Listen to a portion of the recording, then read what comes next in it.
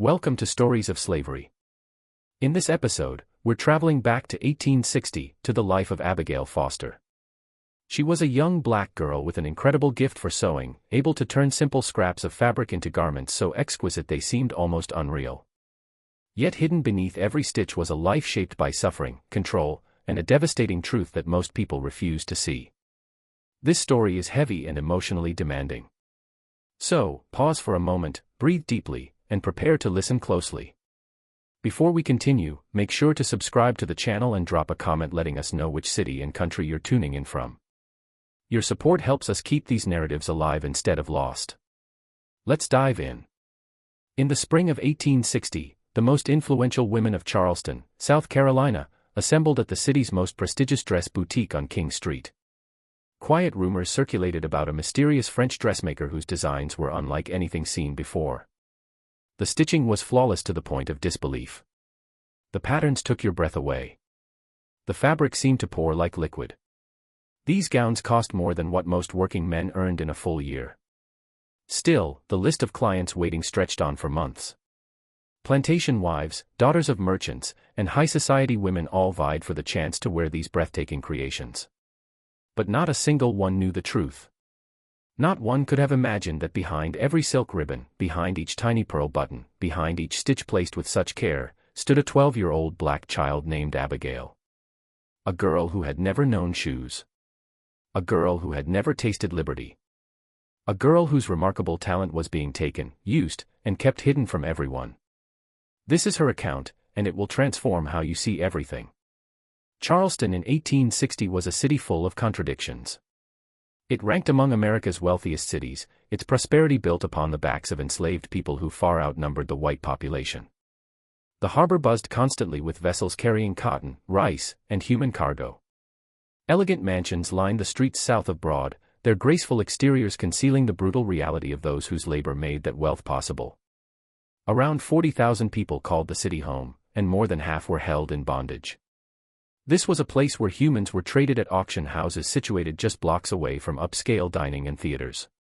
It was a city where a black person could be whipped for meeting a white person's gaze. A city where families were shattered day after day.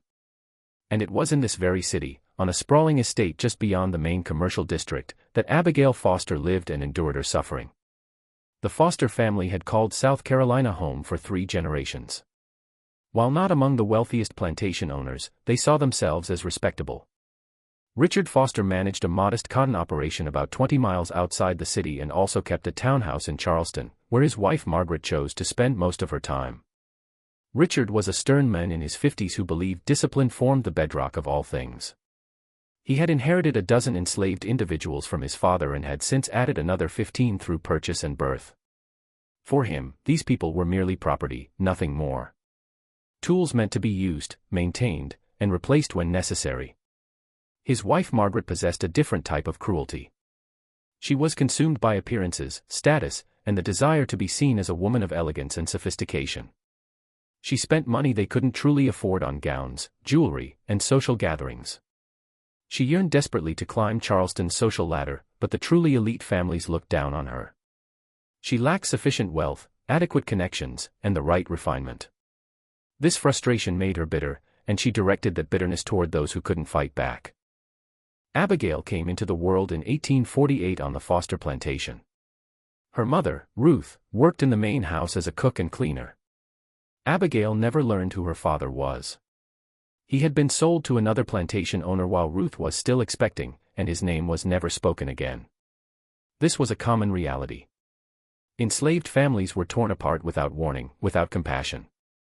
Children grew up never knowing their parents. Parents spent their whole lives wondering what became of their children. It ranked among the countless cruelties of the system, designed to crush the human spirit and prevent any sense of family or community that might inspire resistance. Ruth did all she could to shield her daughter. She taught Abigail to stay quiet, to blend in, to never attract notice.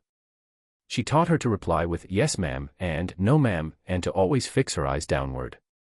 She taught her that survival meant submission, at least outwardly. But Ruth also gave her daughter something else, something hidden, something invaluable. She taught her to sew. Ruth had acquired sewing skills from her own mother, who had been transported to America aboard a slave ship from West Africa in 1795. That grandmother had been a talented artisan in her homeland, fashioning elaborate textiles for rituals and festivities.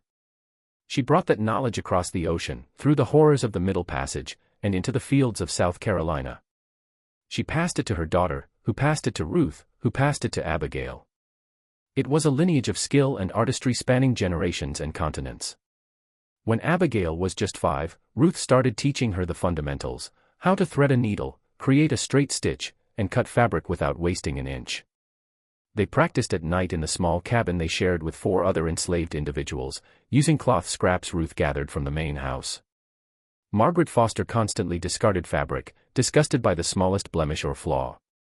Ruth collected these pieces and used them to instruct her daughter. It was risky. Getting caught meant punishment. Enslaved people weren't supposed to develop skills beyond what their owners assigned. But Ruth believed knowledge was the one thing that could never be taken. She would eventually discover she was wrong about that, though she couldn't have known it then. By the time Abigail reached 8, her needlework was remarkable. Her stitches were small and uniform. Her sense of proportion felt instinctive. She could examine fabric and envision its potential. Ruth felt both amazement and fear in equal measure. She understood that this gift could either rescue her daughter or doom her. She prayed it would stay hidden. But in a household run by Margaret Foster, secrets never stayed buried long. It happened on a Tuesday afternoon in the summer of 1856. Abigail was 8. Margaret had ripped her cherished handkerchief on a rosebush in the garden and was livid. The handkerchief, imported from France and embroidered with delicate blooms, had cost more than most people earned in a month. Margaret screamed at Ruth, demanding she fix it immediately. Ruth attempted the task. She was a decent seamstress, but fine embroidery of that caliber exceeded her abilities. Her stitches were noticeable. The repair stood out. Margaret slapped her across the face and called her useless. Abigail sat in a corner of the kitchen, trying to remain unseen as her mother had instructed. But watching her mother humiliated was unbearable. Watching her mother fail at something Abigail knew she could do herself was worse. Before she could stop herself, she spoke. "I can fix it," she said. Those 3 words would reshape her existence. Margaret turned to look at the small child in the corner. She laughed. A child fixing French embroidery? Impossible. But Ruth's face had gone pale, and Margaret noticed. Something was hidden here, some secret. She demanded that Abigail prove what she could do. Ruth pleaded, actually dropped to her knees and begged Margaret not to make Abigail demonstrate her sewing. But Margaret, now intrigued, would not be stopped. She handed the torn handkerchief to the 8-year-old and watched. What followed made Margaret Foster's eyes widen in disbelief. Abigail's small fingers moved with a precision that seemed impossible for someone so young. She matched the thread perfectly to the original embroidery. She recreated the flower design as if she had conceived it herself. Within 20 minutes, the handkerchief appeared better than new. The repair was invisible. Margaret examined it under a magnifying glass and couldn't locate the stitches. She looked at the child standing before her, barefoot, thin, terrified, and saw something entirely new. She saw an opportunity. The next morning, Abigail was taken from her mother. Ruth screamed and fought, requiring 2 enslaved men to restrain her. Abigail was carried to the back of the main house, to a room previously used for storage. It was small, about 10 by 12 feet, with a single tiny window near the ceiling that allowed a thin stream of light. Inside stood a table, a chair, and a small cot in the corner. This would become Abigail's new home. This would become her prison. Margaret Foster stood in the doorway and laid out the terms in her cold, measured voice. Abigail would sew. She would sew whatever Margaret instructed. She would labor from sunrise until Margaret deemed it enough. Good work meant food. Poor work meant punishment. If she tried to escape or reveal her circumstances, her mother would be sold to the harshest plantation in the state. Abigail was 8 years old. She understood completely. She grasped that she had become a different kind of enslaved person, not a field hand, not a domestic worker, but something else entirely. A machine. A tool. A hidden weapon in Margaret Foster's desperate pursuit of social status. The first year was the hardest. Abigail worked 16 hours daily, sometimes more. Her fingers bled until calluses developed. Her eyes ached from straining in the poor light. Her back cramped from bending over the table. Margaret constantly brought her tasks, insisting on perfection, dresses needing alterations, tablecloths requiring embroidery, napkin sets for dinner parties. Abigail finished each with mechanical precision because the alternative was unimaginable. She saw her mother once weekly, on Sunday mornings, for exactly 1 hour. These visits were supervised.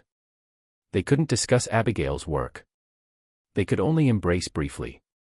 Ruth would hold her daughter's hands, checking for cuts and bruises. She would whisper, "I love you, stay strong, God is watching." Abigail wanted to believe her. She wanted to think someone was watching, someone cared, that her suffering had meaning. But as months passed, her faith started to fade. God felt very distant from that cramped room with its sliver of light. By 1858, when Abigail was 10, Margaret Foster had crafted a plan. The dresses Abigail produced were extraordinary, superior to anything available in Charleston, even surpassing what Margaret saw in Paris fashion magazines. Wearing them herself would draw attention, but attention wasn't enough. Margaret wanted money. She wanted influence. She wanted to be someone important. So she approached a dress shop owner named Eliza Peton, a widow running a modest but well-regarded establishment on King Street. Margaret showed her one of Abigail's creations, a blue silk evening gown with hand-embroidered roses climbing the bodice. Eliza Peton nearly fainted. She had never seen anything comparable. She asked where it came from, who made it, how she could obtain more. Margaret smiled and lied smoothly. She claimed connections to a Parisian seamstress, a woman educated in the finest fashion houses who preferred anonymity. This seamstress would craft exclusive designs for Eliza's shop at a significant price. Naturally, the arrangement must remain confidential. No one could learn the origin. That would enhance the mystery, the allure, the desirability. Eliza Peton agreed immediately. She'd have accepted nearly anything to sell gowns like that blue silk masterpiece. The first dress sold within 2 days. The buyer was the wife of a cotton factor, a man connecting plantations with textile mills. She paid $300, an astronomical sum in 1858, and wore it to a St. Cecilia Society ball, Charleston's most exclusive social event. Within a week, every woman there wanted to know its source. Eliza Peton feigned reluctance, acting as though the dresses were nearly impossible to secure, as if only the most discerning clients could even be considered for the waiting list. It was brilliant marketing. Demand exploded.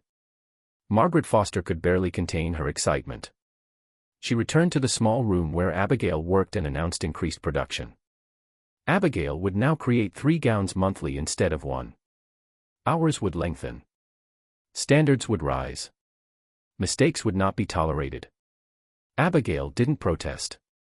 She'd learned protest achieved nothing. She simply nodded and continued sewing. But something inside her was shifting. She was no longer merely a frightened child trying to survive. She was becoming an artist. Even in her misery, exhaustion, and captivity, she discovered fleeting moments resembling joy. When she worked, when she saw fabric and imagined its possibilities, when she solved complex technical problems with graceful solutions, when she completed a garment knowing it was beautiful, those moments were small and brief, but they were hers. Margaret Foster could take her labor. Margaret Foster could take her childhood. Margaret Foster could take her freedom. But she couldn't take the feeling rising in Abigail's chest when she made something perfect that belonged to her alone. The year 1859 brought changes to the Foster household. Richard Foster's cotton crop failed due to heavy rains and early frost. The family faced financial trouble, debts to banks, suppliers, other plantation owners. Richard wanted to sell some enslaved workers to cover obligations, specifically mentioning Ruth. She was aging, he argued, her value declining. Better to sell now while they could. Margaret refused, not out of concern for Ruth, not out of worry for Abigail's emotional state. She refused because she understood Ruth was leverage. As long as Margaret controlled Ruth, she controlled Abigail. And Abigail's hands had become the Foster family's most valuable asset. The dress business with Eliza Peton had grown enormously. They now sold 10 to 15 gowns monthly, each priced between $200 and $500 depending on complexity. Profits were split between Margaret and Eliza, with Margaret taking the larger share. It generated more money than the plantation ever had. It kept the family afloat. Richard Foster grumbled but agreed to keep Ruth for now. He didn't know the money's true source. He didn't know Abigail's role. Margaret had kept that secret even from her husband, claiming wise investments. Preoccupied with failing crops, he didn't question further. Abigail turned 11 in 1859. She had spent 3 years in that small room, creating over 100 garments, dresses, cloaks, jackets, undergarments, accessories. Each was a masterpiece. Each sold to wealthy white women who would never know her name. She had grown taller but stayed thin. Her diet barely sustained her. Margaret provided enough food to keep her working but not enough for health. Abigail suffered headaches, stomach pains, and a persistent cough that wouldn't ease. She sometimes dreamed of escape. Whispers about the Underground Railroad reached her, tales of enslaved people fleeing north to freedom. But she knew running meant abandoning her mother, never seeing Ruth again, condemning her to whatever punishment Margaret inflicted. This was the trap. This was how the system functioned. It used love as a chain, family as a cage. Abigail loved her mother too much to leave. So she stayed. The year turned to 1860. January arrived, and Charleston buzzed with political tension. The coming election would decide whether the nation continued tolerating slavery or tried restricting it. Southern politicians already discussed secession, breaking away to form their own country where slavery would be protected forever.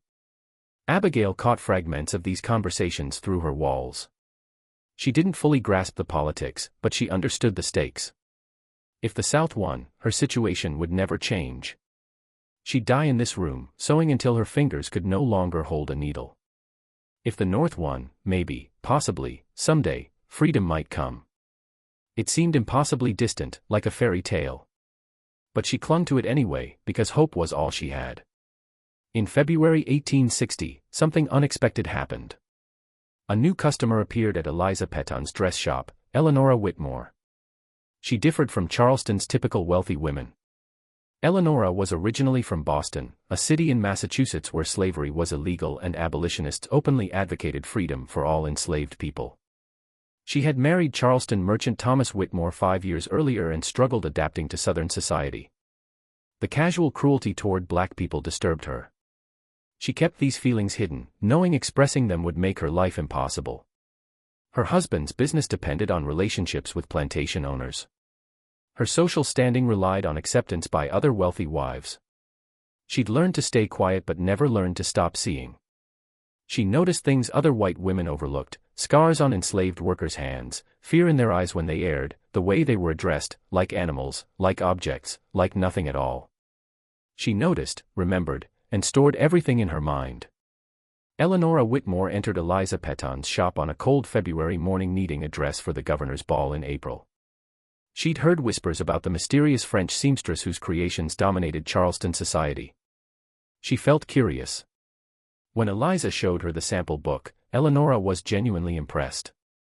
The designs were extraordinary, the craftsmanship flawless. She ordered a deep burgundy silk gown with gold embroidery, willing to pay any price. But she also asked questions: where exactly in Paris was the seamstress located? What training did she have? How had Mrs. Foster discovered her? Eliza offered standard vague answers. The seamstress valued privacy, worked through intermediaries, all very exclusive and mysterious. Eleanora smiled, nodded, and paid her deposit. But something didn't add up. She had lived near Boston's garment district. She understood dressmaking. Even the most skilled seamstress needed assistance to produce garments at this rate. Transporting delicate gowns across the Atlantic risked damage. The timeline Margaret described was impossibly fast for overseas production. Something was wrong with this story. And Eleanora Whitmore wasn't the type to leave a mystery unsolved. Meanwhile, in her small room, Abigail worked on Eleanora's dress, knowing nothing about the woman who would wear it. She only knew it was a special order: burgundy silk, gold thread, a 6-week deadline. She'd done this dozens of times, created something beautiful that would vanish, never learning who wore it or what they thought. But this dress felt different somehow. Abigail couldn't explain why. Maybe the fabric quality, finer than anything before. Maybe the color, that deep, rich burgundy reminding her of something she couldn't quite recall. Maybe she was simply tired, her mind wandering, allowing herself to imagine things usually locked away. She pictured the woman who would wear this dress, dancing at a beautiful ball, feeling confident, elegant, admired, happy. These were dangerous thoughts, the kind leading to despair. But Abigail couldn't stop them. As she sewed gold thread into burgundy silk, she wondered if the woman would ever think about who made it. She hoped maybe, just maybe, someone would see her work and recognize a human created it. Not a machine, not a tool, a person with dreams and fears and a mother she missed terribly. A person deserving more than this. Spring arrived in Charleston with its usual explosion of color and warmth. Gardens bloomed. The social season peaked. Eleanora Whitmore received her burgundy gown and was stunned by its beauty. She'd seen fine dressmaking in Boston, New York, even Paris during a trip abroad, but nothing like this.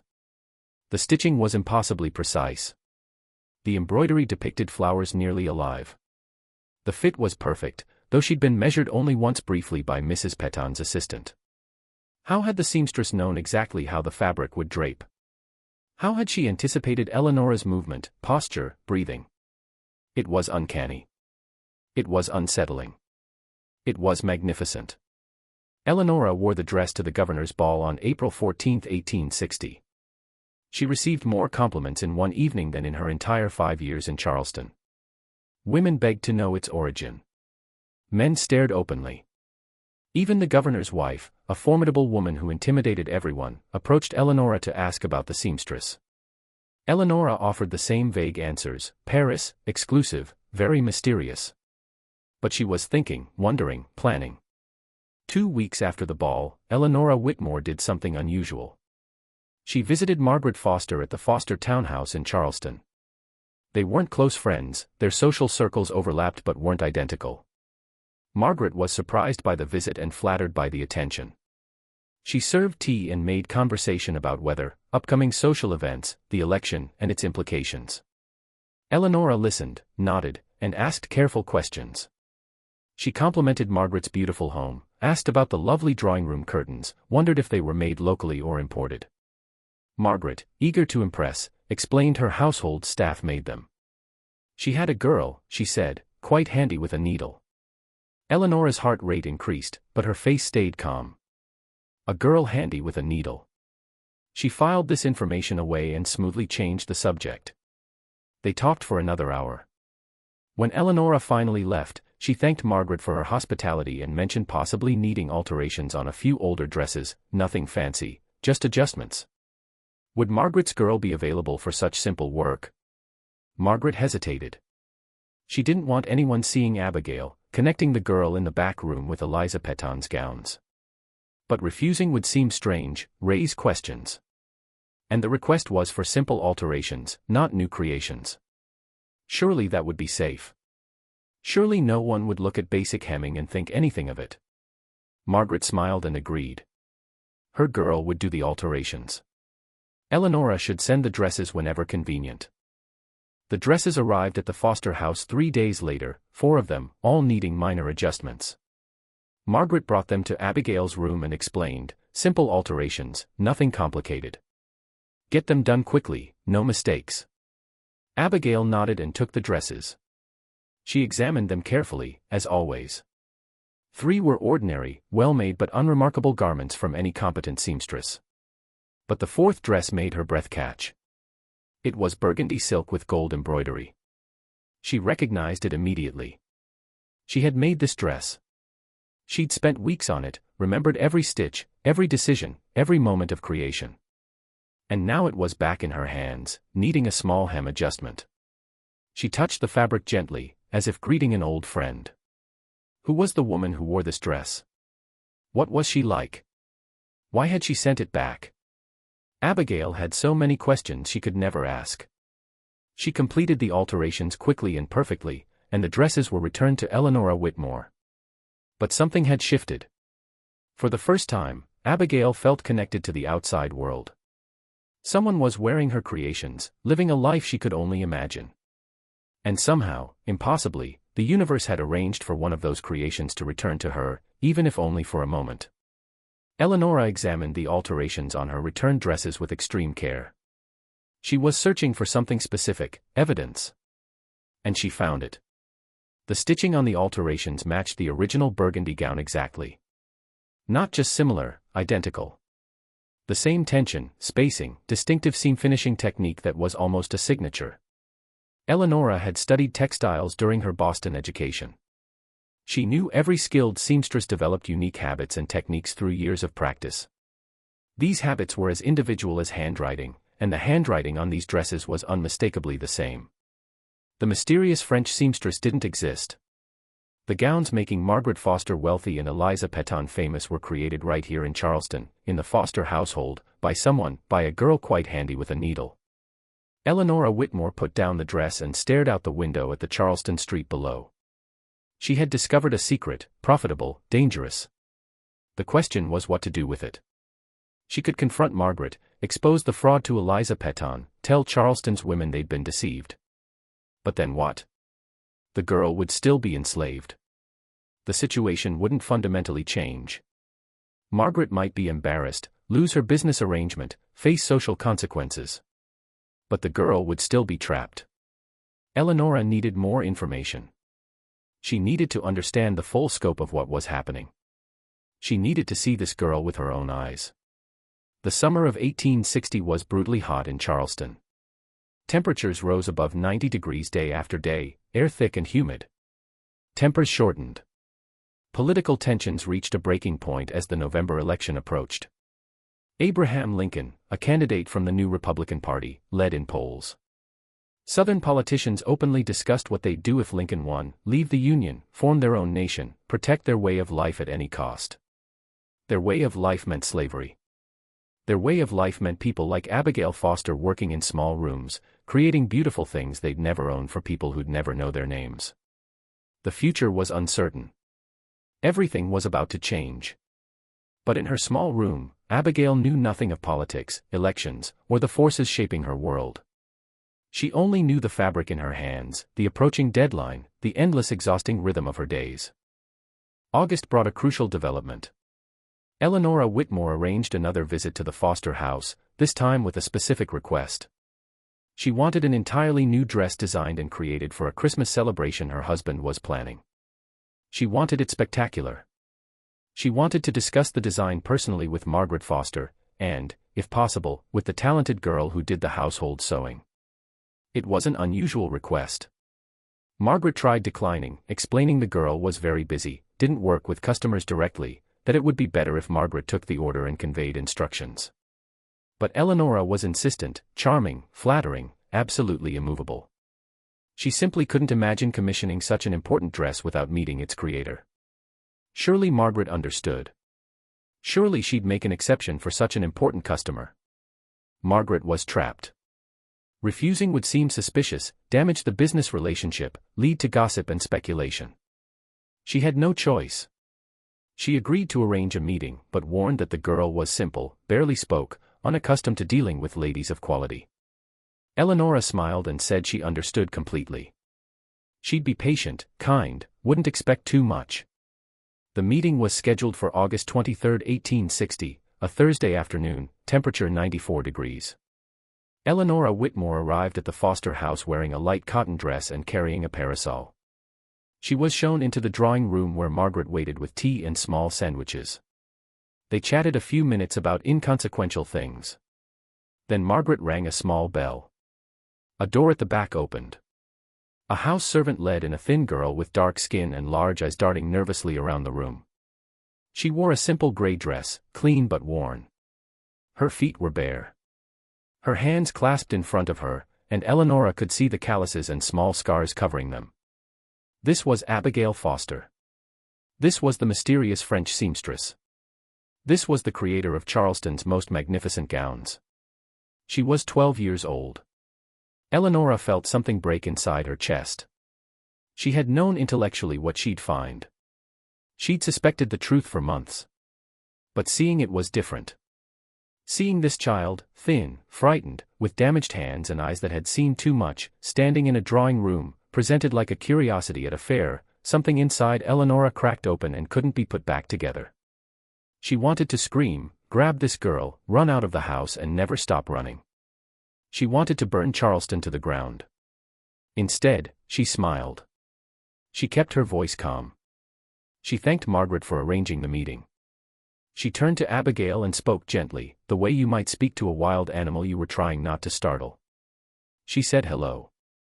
She said she'd heard wonderful things about her sewing. She said she'd very much like to commission a dress, if Abigail was willing. Abigail looked at Margaret for permission before responding. Margaret nodded curtly. Abigail whispered that she'd be honored to create a dress for the lady. Her voice was soft, barely audible, as if she'd forgotten how to speak at normal volume. Eleonora asked about the design, colors, fabrics, embellishments. She asked questions requiring Abigail to think, respond, demonstrate her knowledge. With each answer, Abigail grew slightly more confident.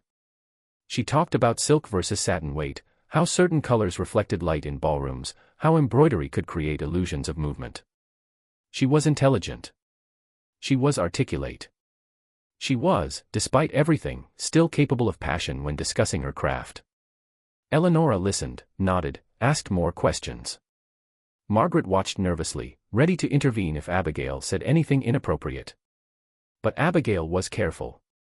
She'd learned to be careful. She answered Eleonora's questions about dressmaking without revealing anything about her situation. The meeting lasted 45 minutes. At the end, Eleonora thanked both Margaret and Abigail and promised to send detailed instructions for the Christmas dress within the week. She left the Foster house with a pleasant smile on her face and murder in her heart. She walked home through the hot Charleston streets, her parasol protecting her from the sun. And she thought about what she'd seen. She thought about what she had to do. She thought about risks, consequences, the moral weight of every possible choice. By the time she reached her front door, she'd made a decision. She was going to help that girl. She didn't know how yet, what help would look like, or whether it would even be possible. But she was going to try. She'd looked into those eyes, those large dark eyes holding so much pain and so much hidden fire, and she'd seen a human being. A human being who deserved better. A human being who deserved freedom. Eleonora Whitmore wasn't brave by nature. She'd spent 5 years in Charleston learning to keep quiet, fit in, not make trouble. But sometimes, she was beginning to understand, not making trouble was the worst trouble of all. September passed in a blur of activity. Eleonora corresponded with Margaret about the Christmas dress, using the communication as an excuse to request occasional meetings with Abigail to discuss details. Each meeting was brief and supervised, but Eleonora learned more each time. She learned Abigail's mother was still on the plantation outside the city. She learned Abigail had been sewing in that small room for over 4 years. She learned she worked every day from before sunrise until late night. She learned these things not from direct questions, which would have been dangerous, but from careful observation and inference. She also began forming a plan. It was risky, potentially illegal, could destroy her husband's business, her social standing, her entire life. But she'd looked into those eyes. She'd seen that child with damaged hands. She couldn't unsee it. She wouldn't unsee it. The only question was whether she had the courage to act. October brought the election. Abraham Lincoln won the presidency without carrying a single Southern state. Charleston exploded in fury. Protests filled the streets, speeches about honor and independence, declarations that the South would never accept a president opposing slavery. On December 20, 1860, South Carolina became the first state to secede from the Union. Other Southern states would follow in coming weeks and months. The nation was tearing itself apart, and Charleston stood at the storm's center. In her small room, Abigail heard fragments of shouting and celebration from the streets outside. She didn't understand secession, but she understood it was important. Something was changing. Whether that change would help or hurt her, she couldn't guess. She could only continue doing what she'd always done. She could only survive. 3 days before Christmas, Eleonora Whitmore's dress was delivered to her home. It was the most beautiful thing Abigail had ever created, deep green velvet with silver embroidery depicting snowflakes and winter branches, a fitted bodice flattering without restricting, a full skirt that would catch light from 1,000 candles. Eleonora put it on and stood before her mirror, forgetting everything else for a moment. The dress was extraordinary. A work of art. Created by the hands of a child who would never wear anything like it, never attend a party, never dance or laugh or feel beautiful. Eleonora carefully removed the dress and hung it in her closet. She sat at her writing desk, took out paper, and began writing a letter. The letter was addressed to her sister in Boston, containing coded language they'd developed years ago when Eleonora first moved south. It asked for help, contacts, information about routes and timing and safe houses. It was the first step in a plan that would either save Abigail Foster or destroy Eleonora Whitmore, possibly both. Christmas 1860 was subdued in the Foster household. The political situation had everyone on edge. Richard worried about the plantation, the economy, the possibility of war. Margaret worried about maintaining her dress business if supplies became scarce. Abigail spent Christmas Day alone in her small room, working on a New Year's gown for one of Eliza Petton's customers. She was allowed 1 hour to visit her mother in the evening, a concession Margaret granted more from practicality than kindness. Ruth had been sick for weeks, a persistent cough. Margaret needed Ruth well enough to work. The visit was heartbreaking. Ruth had grown thin and gray, could barely stand. But she held Abigail's hands and looked into her daughter's face, telling her she loved her, was proud of her, believed better days were coming. Abigail wanted to believe her, desperately wanted to believe this suffering had purpose, that freedom was possible, that she wouldn't spend her entire life in that small room with its sliver of light. But she'd been hoping so long. Hope was exhausting. Sometimes she wondered if it would be easier to stop hoping altogether, just accept this as her life, sow and sleep and sow again until she died. That would be easier. But her mother's eyes were on her face, her mother's hands holding hers. She couldn't give up while her mother still had faith. She'd keep hoping. She'd keep surviving. She'd keep creating beautiful things in her ugly prison and wait for something to change. January 1861 brought bitter cold and bitter news. More states seceded. The Confederate States of America began forming. War seemed increasingly inevitable, and Ruth Foster's cough worsened. By mid-month, she could no longer work. Margaret was furious at the inconvenience. Richard wanted to send Ruth to the plantation infirmary, little more than a place where sick enslaved people went to die. Abigail begged, actually dropped to her knees and begged Margaret to let her mother stay in Charleston, get medicine, see a doctor. It was the first time she'd ever asked for anything, the first time she'd shown emotion in front of her captors. Margaret looked at the girl kneeling before her, this 12-year-old whose hands had earned the Foster family more money than the cotton plantation, and made a calculation. Abigail was more productive when not distracted by worry. A doctor's visit for Ruth would be a small expense compared to losing output if Abigail became too distracted to work properly. Margaret agreed to send for a doctor. It wasn't kindness. It was business. But Abigail didn't care about Margaret's motives. She only cared that her mother would receive help. The doctor came on January 19th. He examined Ruth and shook his head gravely. Consumption, he said, the disease we now call tuberculosis. It was advanced. Little could be done except make her comfortable. With proper rest and nutrition, she might live 6 months, perhaps a year, perhaps less. The doctor spoke to Margaret as if Ruth weren't in the room, as if she were furniture discussed for repair. He prescribed medicines to ease the cough, suggested isolating her to prevent spread, collected his fee, and left without once addressing Ruth directly, without once acknowledging her as human. That night, Abigail sat alone in her small room and cried for the first time in years. Her mother was dying. The one person in the world who loved her, who remembered she'd once been a happy child, who kept her connected to anything resembling hope, was going to die. And Abigail could do nothing. She could only sew and wait and watch the sliver of light from her window move across the floor as days passed, counting down toward an ending she couldn't bear to imagine. And so we leave Abigail Foster in January 1861, on the brink of war, on the brink of loss, on the brink of either destruction or salvation. She doesn't know what's coming. She doesn't know Eleonora Whitmore has been corresponding with abolitionists in Boston. She doesn't know plans are being made, risks calculated, routes mapped. She knows only the fabric in her hands, the ache in her back, the cough from the room where her mother slowly fades. She is 12 years old. She has created hundreds of beautiful garments she'll never wear. She has made thousands of dollars for people who consider her property. She has never been paid, thanked, or acknowledged as anything other than a tool. And yet somehow she hasn't been destroyed. Somehow she's retained the ability to create beauty amid ugliness, find meaning in meaningless labor, love her mother, hope for freedom, and believe that someday, somehow, her life might be different. This is the power of the human spirit. This is what slaveholders could never fully extinguish, no matter how hard they tried. This is what Abigail Foster carried inside her, burning like a small flame in the darkness, waiting for air, waiting for fuel, waiting for the moment it could finally blaze into light. February 1861 arrived with freezing rain and devastating news. Fort Sumter, the federal military installation in Charleston Harbor, had become the center of a standoff between the United States government and the newly formed Confederate States of America. Soldiers on both sides watched each other across the water, waiting for orders, waiting for someone to make the first move plunging the nation into war. The tension was unbearable. Every day brought new rumors. Every night brought new fears. And in the Foster household, another kind of tension was building.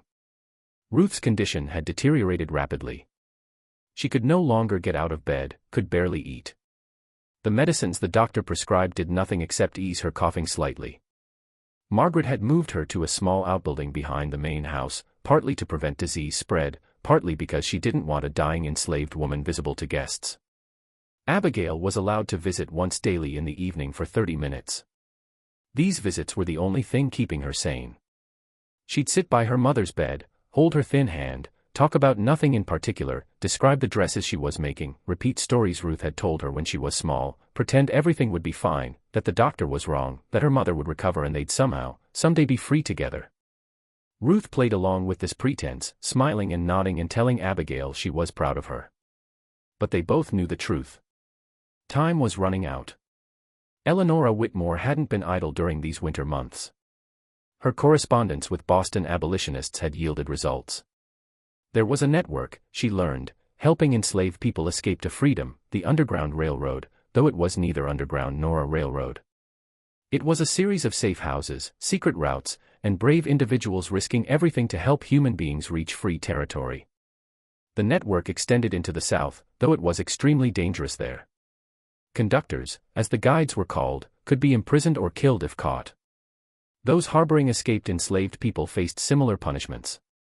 And the enslaved people themselves, if recaptured, faced horrors too terrible to describe. Eleanora understood all this. She understood what she contemplated could destroy her life and possibly end it. But she'd made her decision on that hot August day when she looked into Abigail's eyes. She wasn't turning back now. The plan, developed through coded letters and secret meetings, was complicated. Abigail couldn't simply run away. She had no papers, no money, no knowledge of the world outside the Foster house. She'd be captured within hours. Even if she somehow escaped Charleston, her mother's life would be forfeit. Margaret would sell Ruth to the most brutal plantation she could find, or worse. The escape had to include both Abigail and Ruth. It had to be timed perfectly. It had to account for every possible obstacle. And it had to happen soon, because Ruth was dying, because war was coming, because once fighting started, movement between North and South would become nearly impossible. Eleanora set a target date of late March 1861. That gave her 6 weeks to arrange everything, gather supplies, establish contacts, plan routes, find a way to get Abigail and Ruth out of the Foster house without anyone noticing until they were miles away. It wasn't enough time. It would have to be enough. Meanwhile, Abigail continued working. March was always busy for dress orders, the social calendar full of spring celebrations, garden parties, balls. Eliza Petton's shop was overwhelmed with requests, and Margaret pushed Abigail harder than ever. 18 hours a day now, sometimes 20. Abigail's hands cramped so badly she had to soak them in warm water between garments just to keep her fingers moving. Her vision blurred from constant close work. Her back ached constantly. But she didn't complain. She couldn't complain. She could only endure. The one thing keeping her going was daily visits to her mother. Ruth was fading fast now, sleeping most of the time. When awake, she often seemed confused, calling Abigail by her grandmother's name or asking about people dead for years. But occasionally there were moments of clarity, moments when Ruth would grip Abigail's hand with surprising strength, look into her eyes, and say something that felt like prophecy. "Freedom is coming," she whispered one evening in early March. "I can feel it. You will be free, my daughter. Promise me you will live. Promise me you will remember." Abigail promised. She didn't know how she could possibly keep that promise, but she made it anyway. She'd have promised her mother anything. On March 15, 1861, Eleanora Whitmore invited Margaret Foster to tea. A social call, nothing unusual, part of Eleanora's ongoing effort to maintain access to the Foster household. But this visit had a secret purpose. Eleanora needed to see the house layout one more time, confirm where Abigail's room was located, where Ruth was kept, where other enslaved workers slept, where exits were. She memorized everything while chatting pleasantly about the spring social season and latest political developments. She asked to use the water closet and took a wrong turn on purpose, wandering through parts of the house she hadn't seen before. She found the door to Abigail's workroom. She found the path to the outbuilding where Ruth lay dying. She calculated distances, timing, lines of sight. By the time she left the Foster house that afternoon, she had everything she needed. The plan could proceed. The date was set for March 26, a Tuesday. Margaret and Richard Foster would attend a dinner party at the home of a wealthy cotton merchant. They'd be gone at least 5 hours, probably longer. Household staff would be reduced, most enslaved workers given light duties or allowed to rest while masters were away. It was the best opportunity Eleanora would get. She sent a coded message to her contact in the network, a free black man named Samuel who worked as a driver for a shipping company. Samuel would arrange transportation, have a covered wagon waiting 2 blocks from the Foster house at exactly 9 p.m. Eleanora would handle the rest. The days leading up to March 26 were the longest of Eleanora's life. She went through motions of her normal routine, social events, household management, being the perfect Charleston wife. But her mind was elsewhere, running through the plan again and again, looking for weaknesses, anticipating problems, rehearsing what she'd say if something went wrong. She barely slept, barely ate. Her husband Thomas noticed something was bothering her and asked if she was feeling well. She told him she was fine, just tired from the social season. She hated lying to him. They had a good marriage built on genuine affection and respect. But she couldn't tell him what she was planning. He'd try to stop her, say it was too dangerous, too risky, that she was throwing away everything they'd built. He'd be right about all that. But he'd also be wrong. Some things were more important than safety. Some things were more important than comfort. Eleanora had looked into the eyes of a child who had never known freedom, and she couldn't look away. March 26 arrived gray and cold. A light rain fell throughout the morning, turning Charleston's streets to mud. Eleanora watched the weather anxiously. Rain was actually good for the plan, fewer people out and about, less chance of being seen. But it also meant more difficult travel conditions, greater risk of the wagon getting stuck. She spent the afternoon preparing. She packed a small bag with supplies for Abigail and Ruth, warm clothes, food, water, medicine for Ruth's cough, a small amount of money. She wrote a letter to her husband explaining what she'd done and why, leaving it on his pillow to find when he returned from his own evening engagement. By then, she'd either be back home with the plan successfully completed or in a jail cell facing charges for helping enslaved people escape. Either way, Thomas deserved to know the truth. At 7 p.m., Eleanora put on her plainest dress, dark gray wool that wouldn't stand out at night. She covered her hair with a simple bonnet, wrapped herself in a black cloak. She looked in the mirror and barely recognized herself. The Charleston society woman was gone. In her place was someone else, someone harder, braver, and more afraid than she'd ever been. She left her house through the back entrance and made her way through rainy streets toward the Foster property. The plan was simple, meaning few things could go wrong, but the things that could go wrong would be catastrophic. She entered the Foster property through a gap in the hedge she'd identified during reconnaissance. She went first to the outbuilding where Ruth was kept. Ruth was awake, lying in her narrow bed, eyes open, staring at the ceiling. When Eleanora entered, Ruth turned her head slowly and looked at her without apparent surprise, as if she'd been expecting this. Eleanora knelt beside the bed and spoke quickly and quietly. She explained who she was, that she'd come to help Abigail escape, that Ruth had to come too. The plan included both of them. A wagon waited to take them north. Ruth listened without interrupting. When Eleanora finished, Ruth was silent for a long moment. Then she spoke, her voice clearer and stronger than it had been in weeks. "I am dying," she said. "I cannot make that journey. You must take my daughter and leave me behind." Eleonora argued, pleaded, said Ruth could rest in the wagon, they'd get medical care in the north, she couldn't possibly leave her behind. But Ruth was immovable. She knew her own body, how much time she had left, a few days, perhaps a week at most. If she tried the journey, she'd slow them down, require stops and rest and attention, increase the risk of capture. If they were captured because of her, Abigail would be returned to slavery, probably somewhere far worse than the foster house. Ruth had spent her entire life protecting her daughter.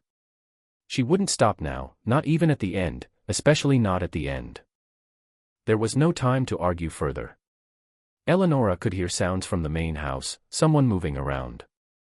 If discovered now, everything would be lost.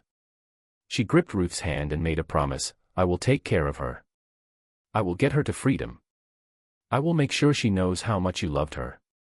Ruth smiled, a beautiful, terrible smile Eleonora would remember for the rest of her life. Then Ruth said, "Go." And Eleonora went.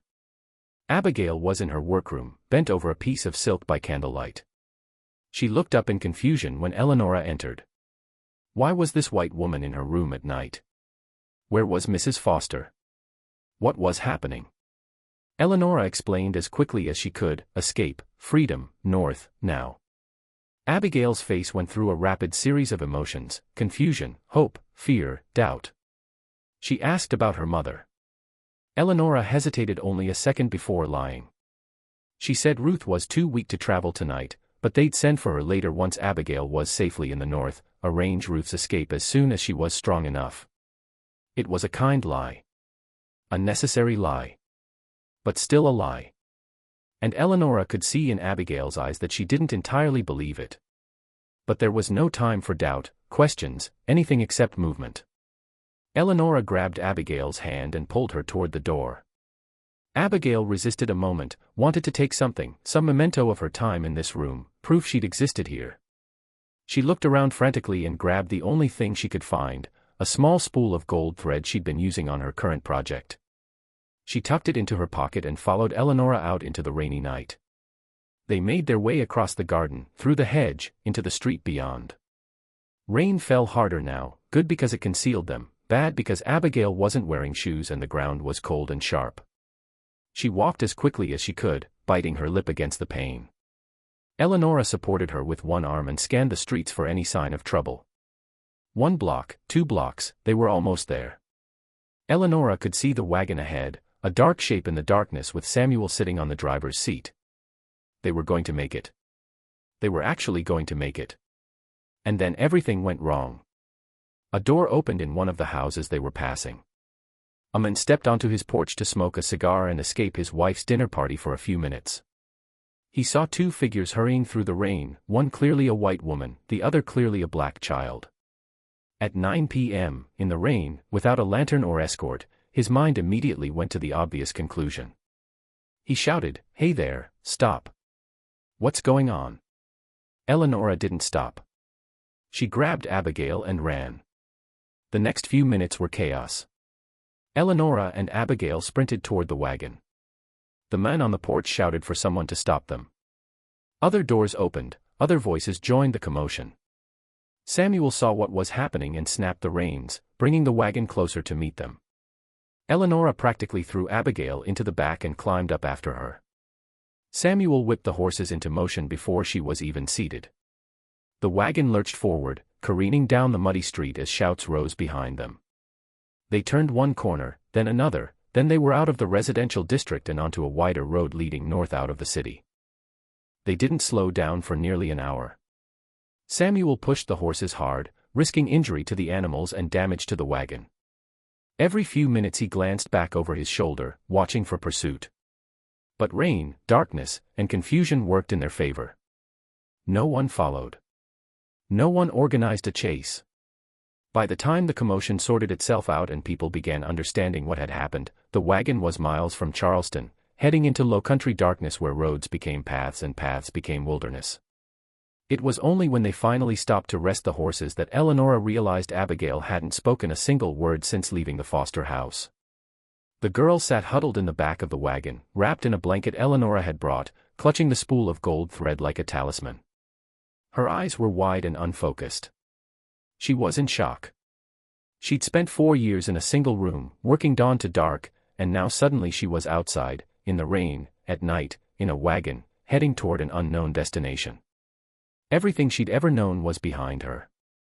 Her mother was behind her. The only world she understood was disappearing into darkness. Eleanora sat beside her and put an arm around her thin shoulders. She didn't say anything. There were no words for a moment like this.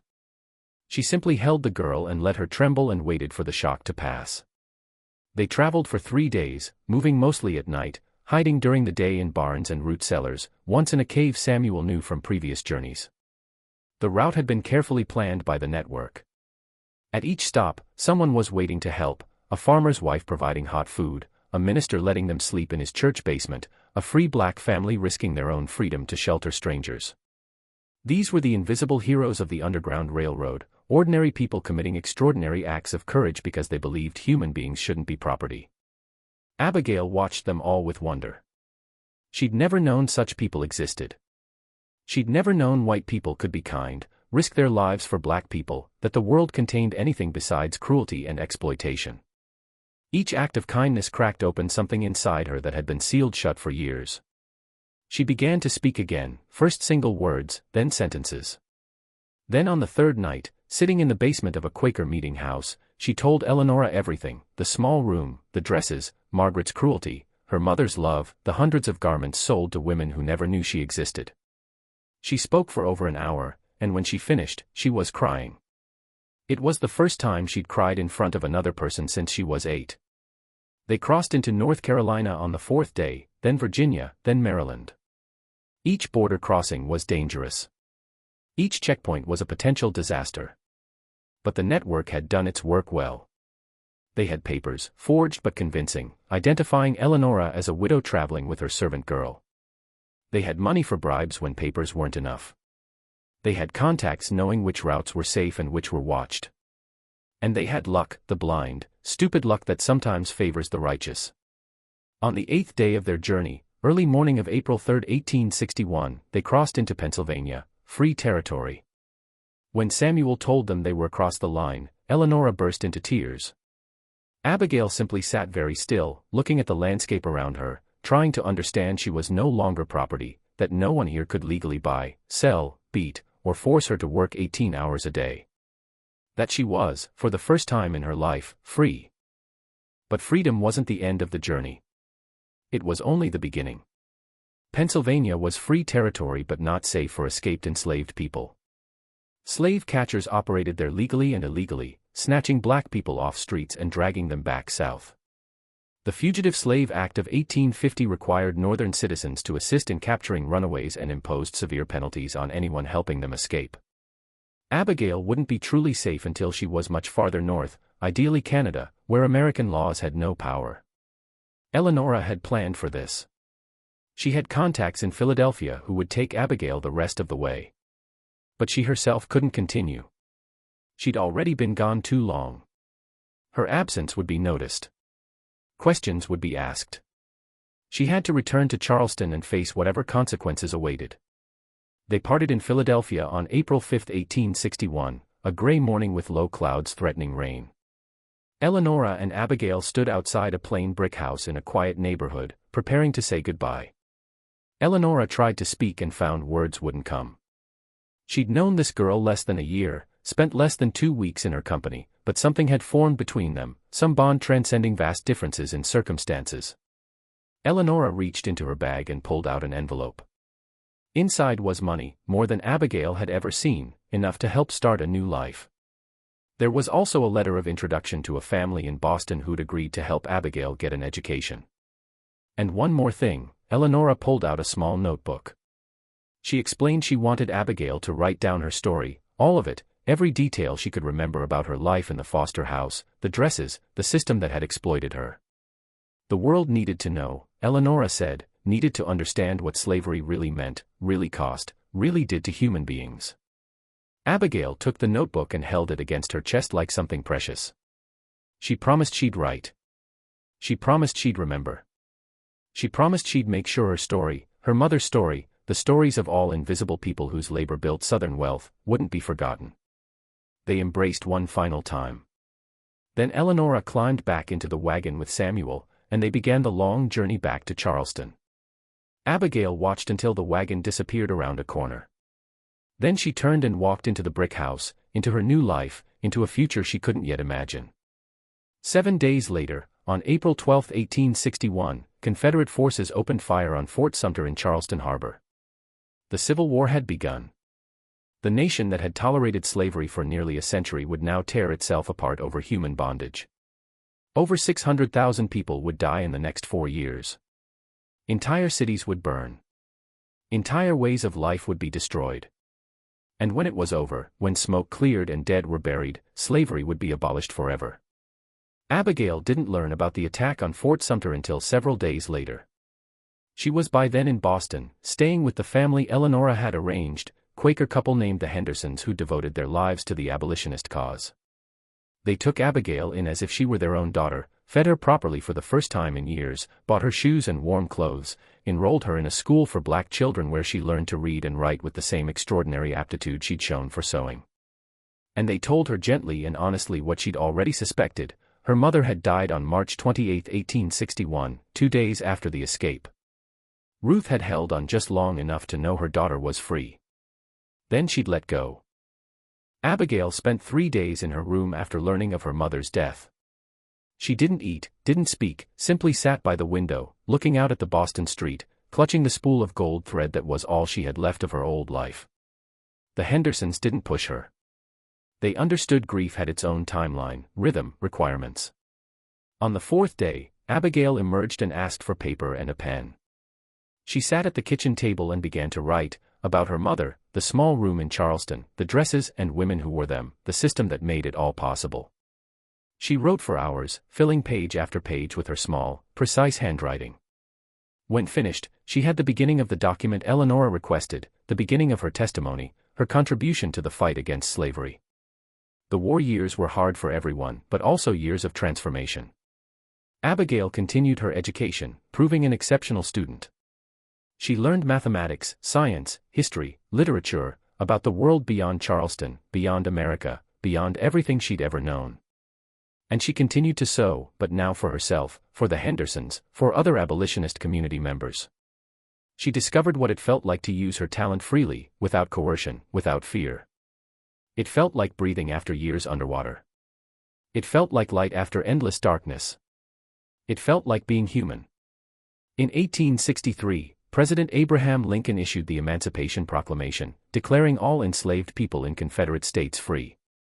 It was more a war measure than moral statement, designed to weaken Southern economy and encourage enslaved people to flee their masters. But for Abigail, it meant something profound. Her mother's sacrifice hadn't been in vain. The system that stole her childhood was being dismantled.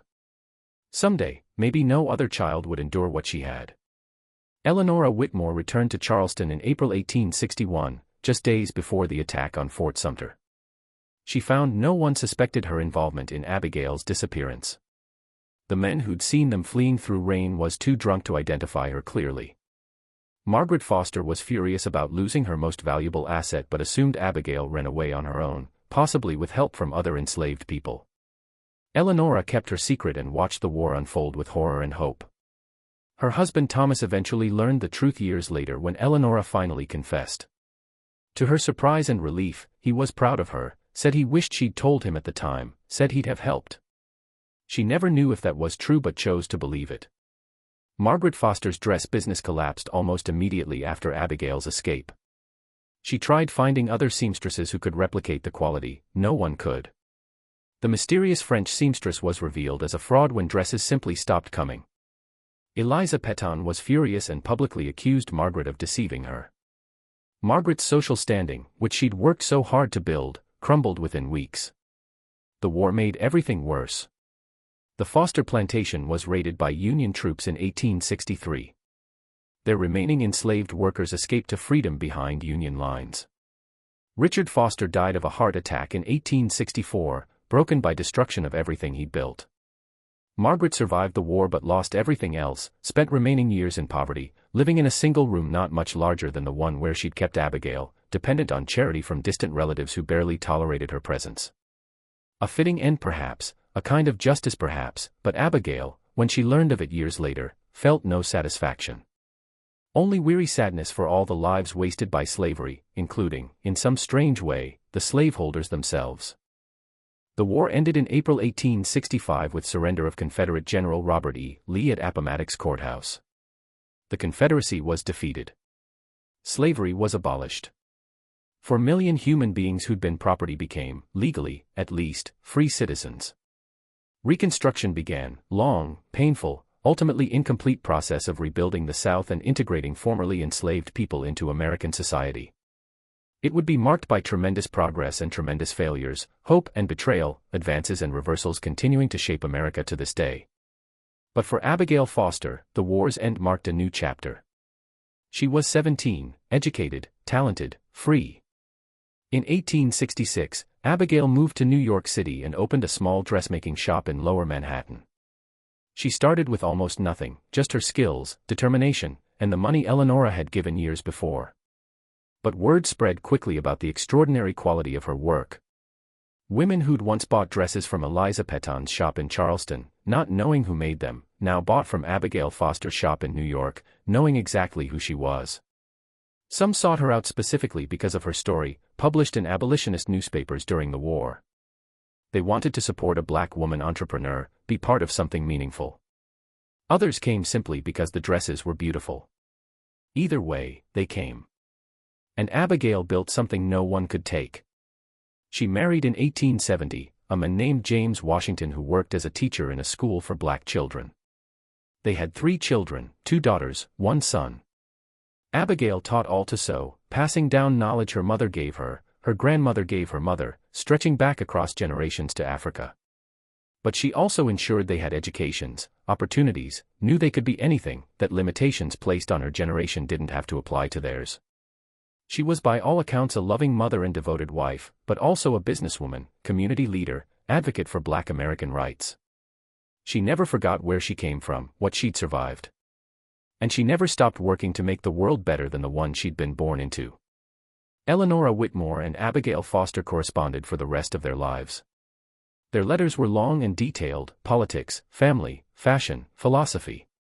They saw each other only a handful of times after the war, but their connection remained strong. When Eleonora died in 1889, she left part of her estate to Abigail along with a letter describing March 1861 from her perspective. This letter became one of the most important historical documents of the Underground Railroad, a detailed first-person account of how escapes were planned and executed.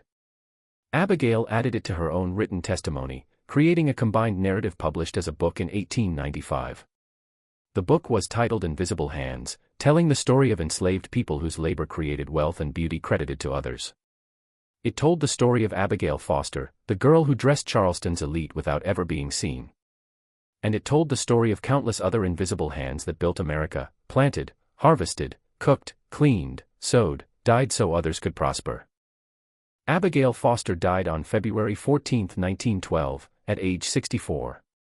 She'd lived through slavery and freedom, war and peace, hope of Reconstruction and despair of Jim Crow. She'd seen tremendous progress and setbacks, watched her country stumble toward justice then stumble away again. But she never lost faith, never stopped believing change was possible, never stopped working for the world she wanted her grandchildren to inherit. Her funeral was held at a church in Harlem, attended by hundreds, black and white, rich and poor, famous and unknown. They came to pay tribute to a woman whose life embodied the best of what human beings can be. Her son James Jr. delivered the eulogy, talked about her talent, determination, love, the small room in Charleston, long journey to freedom, dresses she'd created, lives she'd touched, legacy she left behind.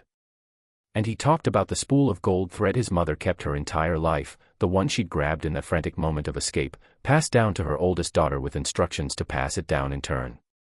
It was a symbol, he said, a reminder, a connection to the past that would never be forgotten. As long as that thread existed, as long as the story was told, Abigail Foster would continue to matter. Her suffering would continue to mean something. Her triumph would continue to inspire. There's a final piece of this story that deserves telling. In 1985, a historian researching antebellum dress trade in Charleston made a remarkable discovery. In archives of a local historical society, she found a collection of receipts from Eliza Peton's dress shop dating 1858 to 1861, documenting dozens of sales to wealthy Charleston women with prices and descriptions. And on the back of one receipt, in handwriting that didn't match any known sample from Eliza Peton or Margaret Foster, there was a small note, just 3 words written in a child's hand: "Abigail made this." Someone at some point had wanted to leave a record. Someone had wanted the truth to survive. Whether a sympathetic house servant, enslaved worker assisting the business, or Abigail herself during a rare moment handling completed garments, we'll never know. But the words are there, preserved in an archive, visible to anyone who cares to look. Abigail made this. 3 words reclaiming a stolen legacy. 3 words restoring an erased identity. 3 words echoing across more than a century and a half to remind us, behind every beautiful thing is a human being who created it. And that human being deserves to be seen. The story of Abigail Foster is the story of America: cruelty and courage, exploitation and resistance, darkness and light. It's about what human beings are capable of doing to each other, and what human beings are capable of surviving. It's a story that should make us uncomfortable, question origins of wealth and beauty surrounding us, ask who's paying the price for our comfort. Because truth is, Abigail's story didn't end with abolition. Truth is, invisible hands exist all over the world right now, creating beautiful things in terrible conditions, receiving nothing while others profit. Factories where our clothes are made. Fields where our food is grown. Mines where our minerals are extracted. Supply chains connecting our comfortable lives to distant suffering we prefer not to see. Abigail Foster couldn't look away. Eleanora Whitmore couldn't look away. They saw what was in front of them and acted, not perfectly, not without fear, not without tremendous personal cost, but they acted. They chose to see humanity in someone the world had decided was invisible. They chose to believe one person could make a difference. They chose hope over despair, courage over comfort, action over silence. The question this story leaves us with is simple: what will we choose when encountering invisible suffering? When discovering hidden costs of our own comfort? When faced with looking away or looking closer, what will we do? The answer isn't just personal, it's the answer determining what kind of world our children and grandchildren inherit. It's the answer deciding whether Abigail Foster's story is relic of a distant past or mirror of our present. Abigail made this. Those 3 words are a challenge and a gift. A challenge.